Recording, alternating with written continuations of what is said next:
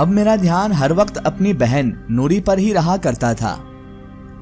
مجھے صاف طور پر پتہ چل جایا کرتا تھا جب وہ جن زادہ ہمارے درمیان آ جاتا تھا، یعنی کہ جب بھی وہ جن زادہ میری بہن کے پاس آتا تو مجھے عجیب سا احساس ہو جاتا اور میں سمجھ جاتا تھا کہ وہ جن زادہ آ چکا ہے۔ اکثر بات یہ تھی کہ وہ مختلف شکلیں یعنی کہ صورتیں اختیار کر لیتا تھا، روپ بدل کر آتا تھا۔ کبھی وہ کسی جانور کی شکل اختیار کر کے آتا تو کبھی کسی بڑے جانور کی شکل اختیار کرتا، کبھی سانپ کی تو کبھی بلی کی شکل اختیار کر لیتا، اور نوری اسے صاف طور پر پہچان لیا کرتی تھی۔ وہ یہی سوچتی تھی کہ جن زادہ آ چکا ہے، اور مجھے جیسے ہی خبر لگ جاتی تھی کہ جن زادہ آ چکا ہے تو میں وہاں سے دور چلے جایا کرتا تھا اور میں اپنے مال کی نگرانی میں لگ جاتا۔ نوری اور اس جن زادے کی دوستی کو اب دوسرا سال چل نکلا تھا۔ میرے والد اور میرے بھائی اس صورتحال سے اچھے خاصے پریشان تھے۔ وہ بہت زیادہ اسی وجہ سے پریشان رہا کرتے تھے، مگر میری اماں اور میں میرے بھائی اور والد کو مطمئن کر دیا کرتے تھے کہ نوری کی جان کو اس جن زادے سے کوئی خطرہ نہیں ہے، وہ جن زادہ نوری کو کوئی نقصان نہیں پہنچائے گا۔ ہم ہمیشہ انہیں یہی تسلی دے دیا کرتے تھے اور یہی بات انہیں بار بار بتا دیا کرتے تھے جس سے وہ مطمئن ہو جائیں۔ ہم انہیں ساتھ ساتھ یہ بھی بتا چکے تھے کہ وہ جن زادہ جنات کا ایک لڑکا ہے، چھوٹا لڑکا، جو نوری کو اپی کہہ کر مخاطب کرتا ہے۔ لیکن اتنی تمام باتیں بتانے کے باوجود اور ہماری ڈھیر ساری باتیں سننے کے باوجود بھی ہمارے ابا جان مطمئن نہیں ہو پاتے تھے۔ اب یہ ہونے لگا تھا کہ اب نوری رات کو پکھی سے نکل کر قریبی درختوں کی طرف چلی جایا کرتی تھی، اور اب وہ گھنٹوں اس جن زادے کے ساتھ گھوما کرتی تھی۔ کئی گھنٹے وہ اس جن زادے کے ساتھ ہی بتا دیا کرتی تھی اور اس کے ساتھ ہی گھومتی اور وقت بتاتی۔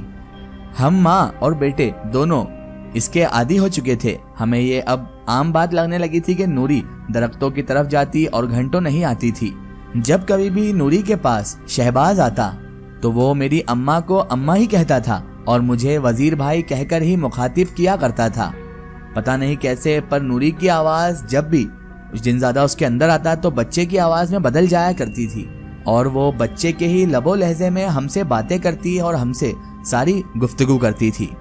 نوری نے ہی ہمیں بتایا کہ شہباز سے چھوٹا بچہ ایک اور ہے ان کے گھر میں جس کا نام شازیب ہے، جو کہ شہباز کا چھوٹا بھائی ہے۔ کل رات کو وہ اسے بھی ساتھ لے کر آیا تھا۔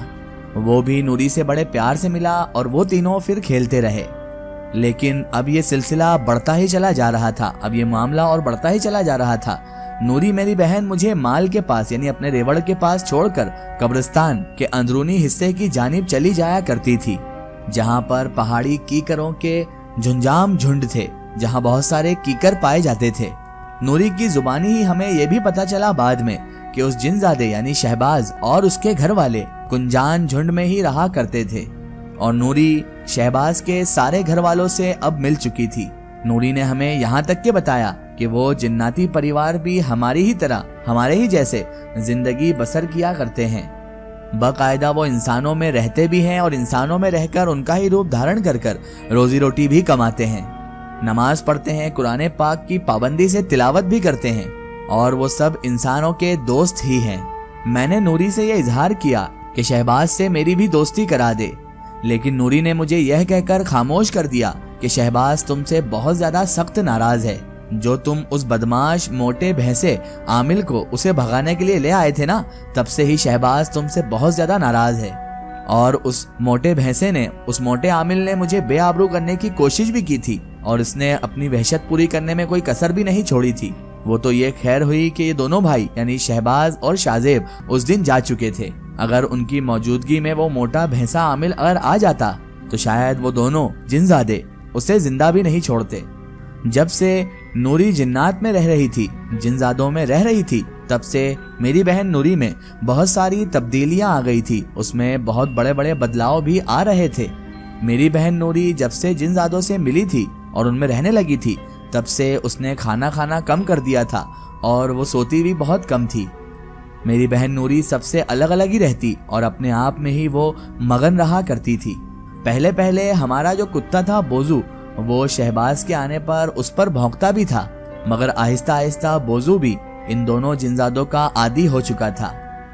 تبھی ایک مرتبہ میرے والد اور بھائی 2 ماہ کی چھٹی پر یہاں آ گئے تھے۔ ان کی کوشش تھی کہ نوری کی خالص سے اور میری خالد کی بہن سے شادی کر کے جائیں، مگر ان کی ہمت نہیں پڑ رہی تھی۔ نوری پر شہباز جنزادے کا دباؤ پڑا رہتا تھا کہ میں نے ایک دن ہمت کر کے شہباز کو اس جنزادے کو مخاطب کیا۔ شہباز، تو اس نے کہا ہاں بولو بھائی۔ اس نے اپنی ہی آواز میں جواب دیا، ابو میری اور نوری کی شادی کرنا چاہتے ہیں، تمہیں کوئی اعتراض تو نہیں ہے شہباز؟ لیکن تعجب کی بات تھی کہ شہباز نے جواباً خاموشی اختیار کر لی تھی اور تھوڑی ہی دیر بعد وہ نوری کو چھوڑ کر چلا گیا تھا۔ جب بھی وہ نوری کے اندر آتا تو نوری اس کے بعد جیسے ہی اس کے جانے کے بعد ہوش میں آتی تو اسے کچھ بھی یاد نہیں رہتا تھا کہ شہباز سے ہماری کیا باتیں ہوئی، شہباز اس کے اندر آ کر کیا بول کر گیا ہے۔ اب میرے والد صاحب نے نوری پر سختی کر دی تھی کہ خبردار اگر جو رات کو اٹھ کر باہر کہیں پر بھی گئی تو اپنی امی کو جہاں بھی جاؤ ساتھ لے کر جایا کرو۔ نوری جو تھی وہ ہمارے ابو سے بہت زیادہ ڈرتی تھی، ان کا بہت رعب تھا ہمارے گھر میں۔ اس نے صرف اتنا ہی جواب دیا، جی ابا جی جیسا آپ کہیں ویسا ہی ہوگا۔ رات گئے وہ چارپائی پر کروٹیں بدل رہی تھی، بے چین تھی، پریشان صاف دکھائی دے رہی تھی وہ۔ اس کی بے چینی اور اتنی زیادہ تڑپ سے میں نے محسوس کر لیا تھا کہ شہباز آس پاس ہی کہیں نہ کہیں موجود ہے۔ ابا جی پکھی کے باہر ہی چارپائی پر سو رہے تھے اور اماں کی چارپائی میری دوسری جانب تھی۔ میں نے کروٹ بدلتے ہوئے میری اماں کا کندھا ہلایا تو وہ ہڑبڑا کر اچانک سے اٹھ گئیں۔ پھر میں نے میری اماں کو اشارے سے بتایا، اماں نوری باہر جانا چاہتی ہے۔ جیسے ہی میرا اشارہ دیکھا اماں نے تو اماں نے نوری کی جانب دیکھا جو کہ اب اٹھ کر بیٹھ چکی تھی۔ اماں سر ہلاتی ہوئی میرا اشارہ سمجھتی ہوئی اٹھی اور دونوں ماں بیٹی پکھی سے باہر نکل گئیں۔ میں اب ایسے ہی پڑا ہوا اپنی بہن کی زندگی میں اٹھنے والی اس صورتحال کا سوچ رہا تھا اور میرے دماغ میں طرح طرح کے وسوسوں کے بوال بھی اٹھ رہے تھے۔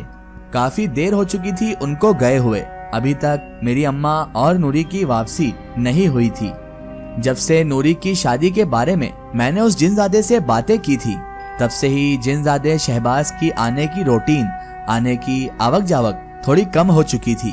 آج بھی وہ 3 دن کے بعد ہی آیا تھا۔ نوری اس کے نہ آنے پر کافی پریشان تھی کہ کہیں وہ نوری سے ناراض تو نہیں ہو گیا۔ شہباز کی ناراضگی کی اتنی زیادہ فکر آخر کیوں تھی نوری کو؟ اماں اور نوری جب واپس سے باہر سے ہو کر آئیں تو اماں کے ہاتھ میں کپڑے میں کچھ موجود تھا۔ میرے پوچھنے پر انہوں نے بتایا کہ شہباز اور اس کے ماں باپ آئے تھے اور جاتے جاتے وہ مجھے یہ دے کر چلے گئے ہیں۔